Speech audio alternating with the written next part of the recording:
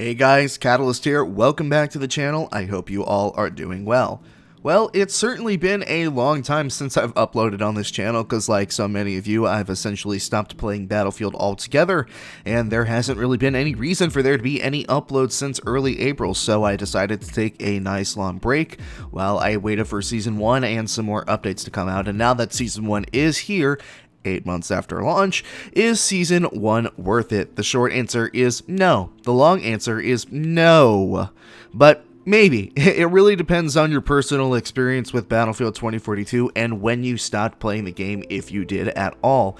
This video is really aimed towards those of you who stopped playing and want an educated opinion as to whether or not enough has been done in the last 3 to 6 months for you to give the game another try. Some of the game's larger issues have been resolved over the last 2 months, but unfortunately that's not really saying too much because the laundry list for 2042 was pretty substantial. So we'll go over all of that today. We'll go over the new content as well. I really wanted to get this video out yesterday actually, but as most of you are aware, DICE's servers were down for the first 4 hours or so of the new season, and the persistent data bug came back with a vengeance and body slammed DICE's servers through a table. But they did eventually get it together, and I played for a good 6 hours or so before I took everything in and started to work on this video, which if you end up enjoying it, make sure you leave a like on it, and make sure you also follow me on Twitter so you can stay connected with me. So let's get started with the content, and look, I'll just come straight out and say it. The Season 1 content, it's way too little, and it's way too late. That's not me being negative or purposefully hateful. Objectively speaking, in comparison to competitors, and not just competitors but older Battlefield games as well, the amount of content that we are getting in Season 1 is laughable, and I think you'll hear that from whoever's video you watch on the topic. I think in Battlefield 4 we had 3 expansions already, or something crazy after 8 months, but regardless, if you are judging whether or not you're going to play Battlefield 2042 again just based on the quality and quantity of the Season 1 content, it's very insignificant, and for something that is supposed to last us for 2 months, I think most players will probably be bored within a week. Truly, and if you want to take one thing away from this video, it's this: the answer on whether or not you should try Season 1 purely lies in how much of the game you feel personally that you have experienced before you stop playing it. For example, if you stopped playing it in January, then I would say the game is better than what it was in January, and you may enjoy Season 1 because you aren't as burnt out on the vanilla game content as much as another person would be, say, if they stopped playing in early May. And that sucks because it puts a lot of pressure on the content to be exceptional when it's really not that great. The Battle Pass content is quite frankly pretty mid. I took a scroll through all the content and there really was only maybe 2 or 3 items that interested me, but I'm not really a cosmetics type of person. I think the majority of players are like that. I think a majority of the players are mostly interested in new maps, new weapons, new specialists, which I will be doing a How to Not Suck at Liz episode, so make sure you are looking for that in the coming days, as well as I will be doing an updated weapon rankings video and an updated specialist rankings video, so be on the lookout for all of those. But the content itself is okay. Nothing special in terms of cosmetics, it's pretty standard.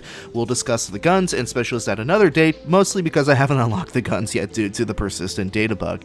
And that leads me to the one part of the content, or I guess 2 if you include the specialists, that I was able to experience, and that was the new map Exposure. Some people really seem to enjoy it. I was watching Broken Machine yesterday enjoy his time on it. Other people hate it, and I'm a little in between. I think that there is a good map somewhere within what it is currently, but I think that designing around 128 players, once again, absolutely ruins a lot of the good of this map, which is a shame because the map is definitely fun to look at and there are a lot of fun parts to it. Some of the interior objective points really give off some Operation Locker vibes, as well as some Battlefront 2 kind of vibes. There's a objective on the map that kind of feels like Snoke's throne room, I guess is the way that I would describe it, and they do offer some really good close quarters combat, which is pretty rare for 2042, which is why I think people really enjoy the map. But in the end, the map is just too fucking big, and like every map in the game, it also makes it almost unreadable as to how the game is flowing and progressing. Otherwise, I think the map's biggest problem is that its verticality is overly oppressive at times, to the extent that players are all huddling into the interior objectives and avoiding the parts of the map that are outside like the plague. There are so many rocks and crevices and angles too that players can rat in, and God forbid you have to run up the mountain from the bottom E objectives, which not only is a long run to make in the face of total height superiority, but also if you've played Battlefield games before, and just generally speaking FPS games, you know how inconsistent and difficult running up rocky terrain can be. And so the result is, as I've said, is players mostly sticking to the inside objectives, B1, C1, D1, which on 64 players is probably really fun, but with 128 players it doesn't play as well as it could, and the only really fun parts of the map, in my opinion, have been turned into Zerg Rush and Nade Spam Fest, especially with Sundance's scatter grenades, which this is a very, very good Sundance map, so there are going to be a lot of Sundance players on the map too, because nobody really wants to risk running in and around the cliff face when you can just fly in and out of them. So I guess the point being, like most things in the game, it could be good, but 128 players completely sabotages it. Which, while we're on the topic of 128 players and sort of transitioning into some of the important changes that have been made over the last 2 months, DICE have recently taken some steps to phase out 128 players, and they have added the Battlefield Bad Company 2 maps and Battlefield 3 Portal maps to All Out Warfare in their own separate playlist, along with the vanilla map. So that, in a way, is new content, or at least fresher content if you didn't play too much Portal, and they have also completely removed 128 player Breakthrough as a playable mode and made Breakthrough primarily 64 players, some of which are being played out on the 128 player version of those maps. So if you were somebody who really enjoyed playing 64 player Breakthrough but had to play 128 players because it was more populated, now 64 players is all you can queue for, which I personally think is a good move, not necessarily because it plays better, but because it is much better performance-wise. Now, speaking of performance-related things, the game still runs pretty poorly for me. They have made some optimization changes and have improved the optimization of the game a little bit, say maybe 10 FPS, but overall it still doesn't feel massively improved, and this is on PC, of course. The crashing issues that some of my peers on consoles have been having have been significantly reduced. The stuttering has been reduced on consoles as well, as I'm hearing, but as it comes to old version consoles, to be frank with you, I have no idea how old gen is performing. If somebody in the comment section wants to let me in on how their game is performing on PlayStation 4 and Xbox One, go ahead, please do so. There have been a lot of really nice UI changes as well that have come out over the course of the last few patches. Obviously, there is a scoreboard now, woohoo, so revolutionary. But there are some smaller things, like letting you know how many times you and a player have killed each other, how many more people need to be in the server before the game starts, and some of the menu clutter has been improved as well. I will say that mouse input and hit registration feel worse for me in this patch though than it ever did before. You can probably tell in my clips for the video for today, my aim looks and feels pretty shaky. Now, some of it is because I have not played a lot of FPS games in a while, but speaking to some of the other competitive players, they agreed with me in saying that the aiming felt a bit muddier with the mouse and that hit registration and no regging was still an issue. At this point, if mouse input was your biggest issue with the game, I'm pretty comfortable in saying that that probably will never get fixed. I think that if they haven't fixed it by now, then it's an engine issue, which is very, very difficult to fix. I have been having a lot of packet loss issues recently, like for the past week or so some of how bad the game feels to me may be because of that. I've been experiencing a lot of lag, as I said, and that's on whatever the hell my service provider is doing, and unfortunately I'm using a complex wide connection, so I can't just go reset the router, but I will soon. I'm moving into my own apartment in July, and I have my own internet and my own gaming den, and that'll be great and exciting, so I can't wait for that. Some other important things I think you should know in an event that you haven't played in a long time.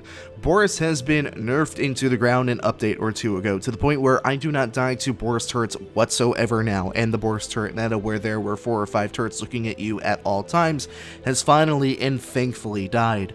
The bolt spam has also been completely eliminated. Bolts not only got the nerf hammer pretty hard, but were moved into the armor category in the vehicle selection screen, meaning that they are no longer a transport vehicle. This change by itself has made the game so much more playable. You no longer feel like you're being swarmed by a pack of orcas or transport vehicles, but that does come with the caveat, and that's that vehicles in general are just really imbalanced right now. And I'm not specifically talking vehicle versus infantry balance, actually I'm speaking mostly about vehicle versus vehicle balance, but I'm speaking very generally here because DICE have taken measures to offset some of the spam and balance issues that have come with 128 players, and that's resulted in some decisions that, such as only having one attack helicopter on the field at once, and the new stealth copters are looped into that, I believe. So essentially they have opted towards limiting the amount of vehicles on the field instead of just balancing the vehicles better, and that's, I'm sure, a little irritating for both infantry players and pilots. Tanks are still ass useless and are even more so now that Liz, the new specialist, is in the game, and those issues are amplified a lot right now because the Condor and the Super Hind are both very strong in the meta, as I'm sure you've seen Jack Frags' video of him farming players with the 50mm gun in the Condor.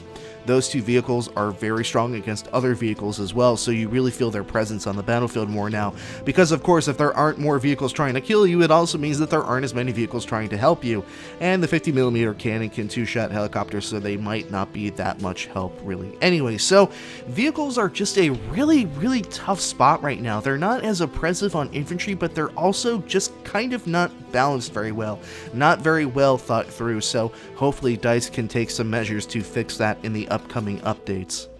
The final thing I do want to talk about in today's video is the weapon balance and TTK, because despite not being in the patch notes, the 4.1 update had a pretty substantial time to kill change that changed weapons damage at range, damage drop off, and in some cases, like with the AK-24, increased its damage output entirely. Yes, even the K-30, the cheesiest, cheapest bullet hose best weapon in the game, got a blanket damage buff too, and this has resulted in a time to kill that is noticeably quicker at range, and a time to death that feels really bad sometimes. I'm talking like Battlefield 5 at launch levels of 1-frame deaths. Now, this isn't a straight time to kill change. As I said, this mostly has changed weapons' effective ranges, but because the gunplay in Battlefield 2042 is very laser-esque, there isn't really a lot of bloom anymore or spread as of the update prior to this one. It feels like almost a brand new time to kill. I mean, you get put down very quickly with this update, which I haven't played enough to say whether or not yet this is a good thing or a bad thing, but I will say that I think they found a good balance with the gunplay and weapon balance a few patches ago, and all they needed to do was fix the mouse input and hit registration, which again, they claim to have improved the registration, and maybe that's also contributing to why the time to death seems so lethal now. But regardless, I didn't think that the game needed this change, and to not even put it into the patch notes and have the community figure it out for themselves is kind of shady. But in any event, should you come back and play Season 1 of Battlefield 2042, I would say that it depends, again, on when you stopped playing. If you stopped playing in December, January, February, then I think enough has changed with the game for you to come back and try it. Obviously, some of the game's biggest issues like map design, performance, mouse input are either due to core design problems or engine level problems that will probably never get fixed, but some of the game's glaring bugs and balance issues are now effectively eliminated. The content is decent, there just isn't a lot of it, which is why I say that if you stopped playing 5 months ago, you may enjoy the update because you don't have as much time spent playing the vanilla maps and some portal maps that have also made their way into the AOW rotation. Now, if you stopped playing in late April, early May, I would say that your experience probably hasn't changed that much, and it's not worth it for you to come back and play the game consistently again after trying out the new map and new specialist.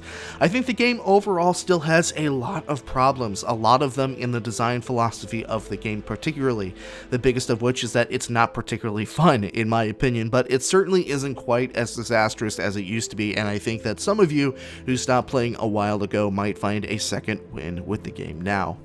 I hope you found this video useful and enjoyed your time here. Thank you all so much for watching. If you enjoyed the video, drop a like and leave a comment on what you think about Season 1. Again, I'll have a guide on the new specialist, an updated specialist ranking video, and a weapon rankings video coming in the next few days, so be on the lookout for those. And of course, consider subscribing. Once again, thank you all for watching. My name is Catalyst, and I will see you all another time.